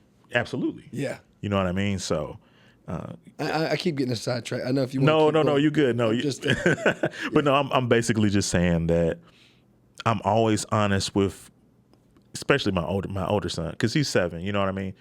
And I have to be honest with him about slavery again. Going from slavery to freedom, because I have to tell him, hey, we're not in chains anymore. You know, it's just like you would tell. Oh, go ahead. How did you feel though in that moment? I didn't feel bad at all, because here's the thing: is that you wouldn't. It didn't take you back in here, or like make you feel any kind of way. Him recognizing that bronze guy, and like having that a moment for himself to ask. So here's the thing is that for me, I'm not going to tell a 7-year-old the same thing I'm going to tell a 10-year-old, which is not going to be the same thing I'm going to tell a 15-year-old, which is not going to be the same thing I tell a 22-year-old. Like I'm going to make it age appropriate for my son. You know what I mean? And you're probably more so looking at it from, man, the kid just lost a little bit of innocence there. And yeah, that's why I'm like, man, that's got to be tough to like swallow as a dad. Like, I mean, I'm just trying to, I don't understand. I think it's a good point. It's the history of the country, man. Yeah. And to be clear, like, so my kids attend a private religious institution. So even within this private religious institution, like there are opportunities where they are miseducated that I have to go back and correct. You know what I mean? So they may go to a museum and the museum says, we want to talk about the colonial age, which is basically code for slavery, right? Yeah. So you want to tell like a 5, 6, 7-year-old about, you know, the colonial age. I think that's very culturally irresponsible. You know what I mean? So now I have to go through the corrective behavior of saying, you know, here are here's what emancipation looks like. Here's what civil rights looks like. Because here's the thing that kids do inherently. Like, kids associate with winners. You know what I mean? Like, kids associate with victory. They associate with fighting back. So if I give you the narrative of slavery, if I give a child the narrative of slavery, and they see an enslaved people, and those enslaved people look like them, so now what happens to them? What happens to their self-esteem? So it always has to go back to ideas that affirm a child's mind, a child's self-esteem. You know, loving yourself. And that's something that obviously, you know, as a father to a son is so important. And I can, I can imply that or teach that in so many different ways. But in that particular case, again, it was just an opportunity to say, hey, look, an opportunity to talk about slavery, but also kind of lead back to saying, hey, look over here. This is where these people are free, and these very, kind of expressive ideas. It was dope, man. It really was. I think it's interesting. I think that, I don't know. I think, like, I have a daughter. Mm-hmm. I got six brothers. No girl was in the house, like, physically. Mm-hmm. So, like, I don't know. Look, I have a fear in that way, but I don't know. It's not the same as that understanding of what you came from, and like how you guys went through that, and how you like not training kids, but helping them see these signs or like picking things out. Right. I think it's adjective parenting. Mm-hmm. Yeah. I apologize for it, and it's not your on me, doing. but I do think that there's some situations that make me feel bad. And For sure. And I appreciate you having that sense of empathy. I go back to something I said earlier, like, white supremacy is not explicitly on you. It's not even so much implicitly on you. It's a system. And so when I talk about dismantling white supremacy, I'm not talking about, man, we got to get Tommy up out of here. You know what I'm saying? I'm talking about there's a system that is oppressive. There's a system that says, gay people aren't as important. That says black people aren't as important. That's, you understand what I mean? And not only does it say it, it enacts it through how much people, are paid, how much, people are valued, like what happens when you get pulled over at a traffic stop. All of these things are what you may be taught in schools. This side of town looks a different way because of who lives over here versus, you know what I mean? Mm-hmm. Like, all of that is baked into white supremacy. And so when people get mad at that terminology, what I understand is that whiteness is so much a part of who you are, you know what I mean? And like, it's so much of how you view your social currency, you know what I mean? And don't get me wrong, like, I am a black man. I acknowledge that I'm black. And Main say I'm black. Main say I'm black. Every time he answers the phone, like, what's up, black man? No, I do see the currency thing. Mm-hmm. I just wanted that's why I was stepping in. That currency thing is a real thing. Mm-hmm. It most places I've worked, I've been the white guy, worked with the black folks. Mm-hmm. Don't mind it. But it also changes narrative the other way too, where I am now the white black guy at work. Mm-hmm. And then it's weird. It's weird living in my shoes some days. And I don't see it as like it's a unique thing to be a part of, because I do think that I'm blessed to see the world differently than others. And I'm grateful to have met you, which, again, thank you for coming on today. I'm not trying to close us out, but it is grateful because, like, these things, if I didn't meet you at the live podcast, I wouldn't have known that these things were in my local area. Mm-hmm. Yada, yada. So, like, the world is small, and I think that we are you know how Bruce Lee say you got to be like water? I think the water. I love that quote, man. It is a good quote, but I want to be the ripples. I want to be the impact that goes through the water. I want to see where those ripples affect others, and like, you got to have empathy to do that, though. You got to see those visions, and I do think it is outstanding that you continue to put out work after work, 20 years of your journalism, and I really like how you talk. I know I don't understand some big words, and I liked how you drew something back for me and like kept it real with me.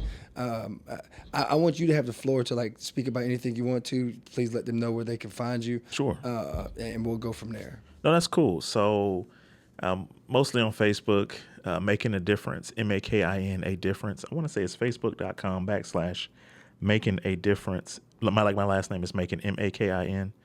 A Difference, traditional spelling, show, SHOW. I am on Threads.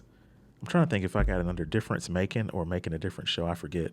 But anyway, you know what the best thing you can do? Just go to kenjmakin.com. Yeah. kenjmakin.com. But like I said, I'm mostly on Facebook. You can do a Google search for Ken J Makin, and you will see my work at Anscape. You will see my work at the Christian Science Monitor. As I mentioned before, I write about race, culture, and I'm always writing. I'm actually working through getting a Substack started. Okay, I was about to go to that. Where do you see the next 5-10 years for you in journalism? Oh man, I'm ghostwriting a book Okay. about fatherhood, All right. and I'm coming up on the finish line with that, so I'm super excited about that. I see myself as an author. I also see myself as more of a researcher. So I think the interesting thing about the last, I would say 5 to 10 years for me, obviously I'm very grateful to be a freelancer, but I do see like opportunities for bigger projects and bigger ideas because, and this is with respect to like being back in, which was relatively my hometown and, being around folks that I've known all my life, is you kind of get bogged down like at times in small town issues. And so like you kind of get bogged down in like kind of just the pettiness that happens. There's a lot of pettiness that happens in Augusta, North Augusta, honestly. You ain't lying. But I really do want to engage bigger ideas from a historical perspective. I want to engage bigger ideas from a social perspective and really share those with the world. That's where I see myself really in the next 5 to 10 years. And obviously just building on, I'm always careful about calling like what I do a brand because so much of branding is really just your character coming out. And I mentioned before kind of the content and character. That's how I write, man. And, we're in an interesting place in journalism right now because there are people of character who are trying to bring these ideas to like state-sponsored media, who are trying to bring these ideas to people who are honestly afraid of this current administration, who are afraid of losing readers, of losing subscribers. And so they're not speaking about things that are honestly happening, not just here, but all over the world. Obviously, I'm looking at what's happening in DC, what's happening in Chicago, where what's happening in Memphis. Like crime rates have gone down in these. So people always say, oh yeah, those are bad places to go. But you have to understand, like the crime rate in those cities has been going down for like a quarter of a century, like 25 years. So why are you sending in the National Guard? Well, even Chicago, like why? Look at the mob days, though. Yeah. Well, it's been going down. There's none more of that. Like, I understand your point. Yeah. But see, and that's why history is so important for me because I can look at what's going on in Chicago right now with, ICE and with the militarization and the intimidation that's happening, and I can go back to the race riots of 1919. And I can go back to 1920 and I can say, oh, wow, this has happened before. 100 years ago. Yeah. And so I think having that understanding of history allows me to be more honest about this country and some of the results that we've gotten. I think it's easier for administrations, for the news to say, oh, yeah, this is something new when they've done so much to deliberately misinform people or to kind of tuck that history away. Yeah. But that's where I come in. I'm just like, nah, actually, that happened 100 years ago, and it's happening again. You know what I mean? So that's a huge part of my work. I think it's a very important part of my work. I know it's not always comfortable for people because what I end up getting a lot of times is a lot of stuff in my inbox saying, yeah, keep telling the truth. And my thing is, y'all need to go ahead and say, look, put that out in the world. You know what I'm saying? Put that out in the world. But I get it. People don't want to lose their jobs. But the thing that always gets me is that, hey, some of y'all gonna lose your jobs regardless. So you might as well stand on business right now. Yeah. Now, let me ask you this too. Now, what do you have for young journalists that want to become journalists or have independent journalist aspirations? Oh, great question. Read. Gotta read. Reading is so essential to being a writer. Is so essential to understanding the world because what you'll understand once you start reading is that you're not the first person to experience that. You know what I mean? And reading is, for me, is much more intimate than doom scrolling because a lot of me taking in the news, I take in basically through doom scrolling. What kind of resets my perspective and really informs my perspective is when I go back and I read, I'm reading the memoirs of Robert and Mabel Williams. Robert and Mabel Williams, who believed in armed self-defense. Robert Williams wrote Negroes with Guns. So, and we can talk That's about a hard music album. so here's the thing is that, and I talk about this a lot too. This current administration, I've seen narratives where basically people have run on campaigns of Jesus, guns, and babies. So they will compare like they will give religious, like a religious, they'll give a comparison from the Second Amendment to like religion. So they're saying like, we believe in this so strongly. You know what I mean? So if you are in a country and your political opposition, like your social opposition, believes in like armed self-defense, to me, you're not going to get respect if you don't believe in armed self-defense. You say that. I'm going to say this.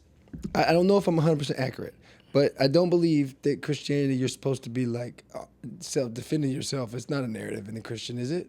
Oh, so Is that a narrative? So here's the thing, is that Christianity does talk about turning the other cheek. Right. And Muslims, it don't.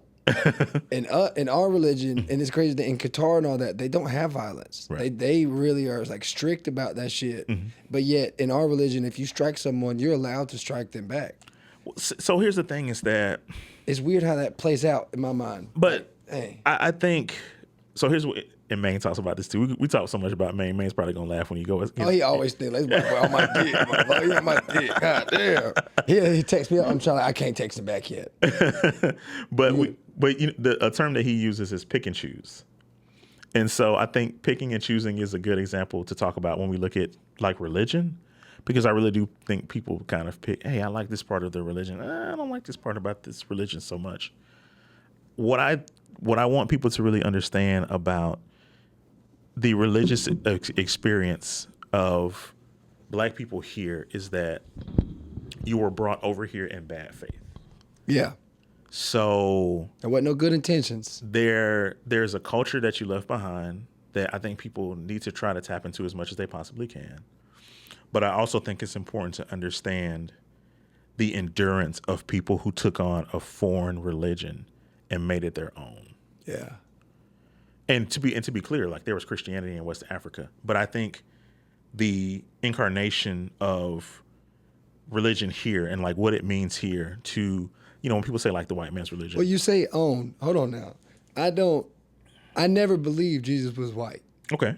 I don't either, to be clear. I did grow up with white Jesuses though. Mm-hmm. I just never knew enough about the Bible until I finally read it. Right. And then like even in the Quran, which I've read the entire Quran, he's not white. That's one of the first things I noticed when I walked in. Yeah, he's not white. And it's like, I don't want you to dismiss, here at least, I'm going to give credit where it's due. I don't think it's white man's religion. Mm-hmm. I don't think it ever was. Mm-hmm. I don't think they don't want to admit that. When I say that, I'm talking about when you look at American religion and you look at a lot of the lies that were told in the name of religion. That's what I mean when I use that terminology. I just think that Black folks in that culture, that's where Christianity came from if these stories are true. Mm-hmm. And that's what my point. No, for sure. But I definitely think that you're right. A lot of this stuff is religion-based. It's more than just choices. I think it's actual action. Mm-hmm. I think it's actual thought and like consideration. And we touched on empathy a lot, but I think that's a big factor in fixing anything that you want to go forward on. For sure. Look, I have enjoyed this conversation a lot. Likewise. I'm definitely going to do it again. I told people at work I was going to Charlie Kirk the fuck out of this, and I didn't. But I wanted to. I just think it's baffling to me. It really upset me that I hold Martin Luther King to a high standard as a role model for me. Mm-hmm. Likewise. And it's not just, how do I say it? It ain't about his aspirations for culture. Mm. It is strictly the fact that you done all that, and you still was a good dad. You still like done your part as a man. For sure. That part is where I like, and to compare somebody like Charlie Kirk, I'm just ending with this before we have some fun wrap up, but I don't agree with, and I will continue to say what I want to about it in a fun way and joking. Please let's notate that. because I got a baseball bat. But no, I love your mentality. I love that you're a big Malcolm X guy. I think I'm a big Dr. King guy too. I know you are too, but I know you always got the Malcolm X on, and like I felt like for me with mine, I just feel like it's a good mesh. I'm grateful to have like had this like comparison, these conversations with you. Maine made it very clear I could ask whatever I wanted to. But yeah, I'm gonna just if you ain't got nothing else for me, I mean, if you can still talk as much as you want to about anything you want to, I want you to have your freedom. No, I want to encourage people, if you're listening in, with Dr. King, read his last book, Where Do We Go From Here, Chaos or Community? Okay, where do we go from here? It was written, weeks. It was published weeks. I want to say, but anyway. I'll look it up. What are you talking? No, basically, this last book that he wrote before he was assassinated. So, Where Do We Go From Here, Chaos or Community? It is a Dr. King that is so relevant to right now. And tell you something else we got to do too at some point. I've been thinking about a book club. So I want to get some people in the book club. Would love to have you be a part of that. I'll try. I definitely will try. It was published in 1967. It doesn't give me a date. Mm-hmm. Let's see if it will if I go here. Hey, you probably know how to work this better than I do. I'm right there at it. If you could find Where Do We Go From Here, Chaos or Community, 1967 book. Yeah, it was written in 67 because he was assassinated in 68. It's not giving me a date, but no. But I basically want people to know that last book before he was assassinated. Yeah, I definitely will, man. I'm a reader in a sense. I think that I'm you give me a book that I don't want to read or have no interest in, it's horrible. But I mean, I read like crazy and I have fun and I try to just be, like you say, free spirited. And with this free spirit, I should have done it in the beginning, but we're gonna do it at the end. Cool. This is a little fun adjective that we're gonna do. Now, I like we do it at the end because we got a good conversation out the way. Cool. All right, whenever. Only thing I gotta make is music. Let's see. All right, you see. Let's pray it goes through. Or matter of fact. $1, 2. You gotta give me 20 though. For $20, you can't stop. That's right. 3, 4, 5, 6, 7. What does that look like? That looks like one of them Confederate guys with their guns, don't it? They brought some guys in. They brought some guys in from Texas to Chicago, and that's what those guys look like. Yeah, high knees hiking. There's a couple of them real quick, and then we'll be done. I mean, I like her composure with that ass she had on.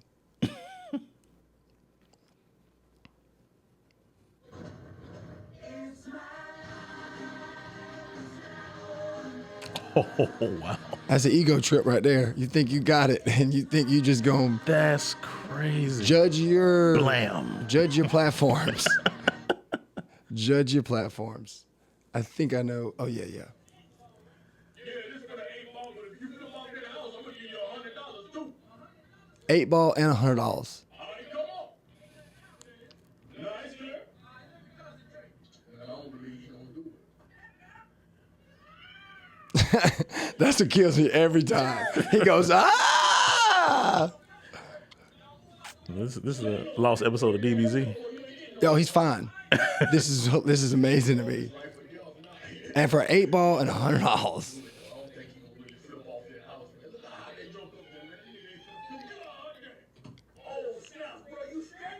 Look at Spider-Man pulls it in. He pulls it in. Gets up. Where my money at, bitch?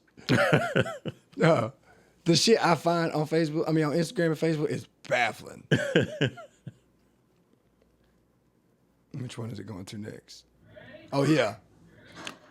So that's actually AI. I know it is, but it's hilarious. That's crazy. I'm glad you know that. I'm hoping people don't. I'm hoping people think some of those ladies got fucked up. So I have a sports group, man. It's called Sports Speak. I've actually, oh my god, it's over a decade old, and 2 or 3 people posting that in the group, and I'm just like, nah, this AI, man. That's hard to tell now. It's so difficult, man, and that's.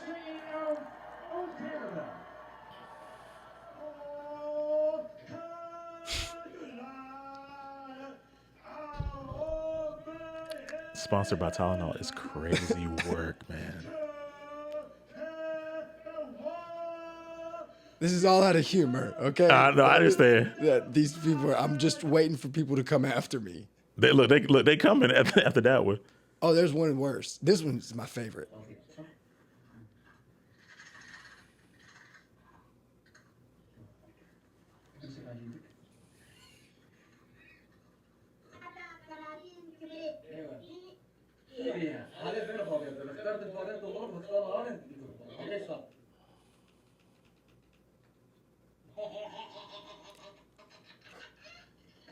He reminds me of Leprechaun.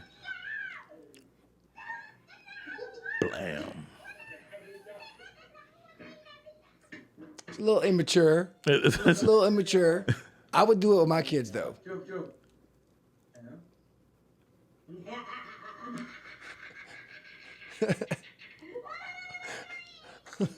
His excitement is hilarious.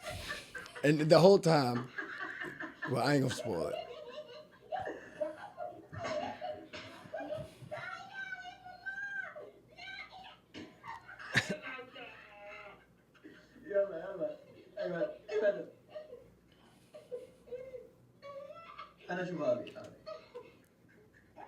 Huh?